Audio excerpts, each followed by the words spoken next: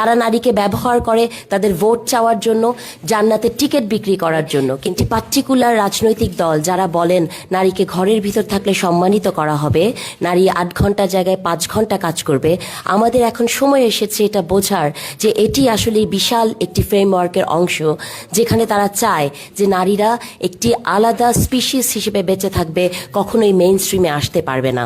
সেই জায়গা থেকেই এই ঘটনা আমার প্রতি আজকেই প্রথম নয়। যখন জাকসু ইলেকশনে আমি প্রতিবাদ করেছিলাম, এর পরবর্তীতেও তারা করেছেন এগুলো। এবং যে বটবাহিনীর কথা রিজভী ভাই বললেন, যে পরিমাণ স্লাট শেমিং আমাদেরকে করা হয় সেটি আসলে মুখে প্রকাশ করার মতো নয়। গত 1.5 বছরে নারীর যে অবস্থা হয়েছে, বা সোশ্যাল মিডিয়াতে নারীকে যেভাবে এখানে কোবরা আছে, আমরা খুব ভালো করেই জানি। তারা যে নারী বিরোধী তা আমি বলবো না, তারা সেই নারীদের বিরোধী যারা একটি ন্যারেটিভ তৈরি করতে পারে। তারা নারীকে ব্যবহার করে তাদের ভোট চাওয়ার জন্য, জান্নাতের টিকিট বিক্রি করার জন্য। কিন্তু তারা নারীকে কখনোই এমন একটা জায়গায় আনবে না যেখানে নারী ফ্যামিলি কার্ডের অধিকারী হতে পারে। আমি সবসময় বিশ্বাস করি যে বাংলাদেশের রাজনীতিতে এমন একটি অভ্যস্ততা দরকার, যেখানে নারী নেতৃত্ব কিন্তু একটি অভ্যস্ততার ব্যাপার।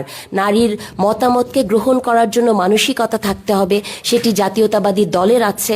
কারণ এই দলটি গত 40 বছর নারী নেতৃত্বের মধ্যে দিয়েছিল। কিন্তু আর একটি রাজনৈতিক দলকেও আপনারা দেখাতে পারবেন না যারা নারীর বয়ানকে সহ্য করতে পারে।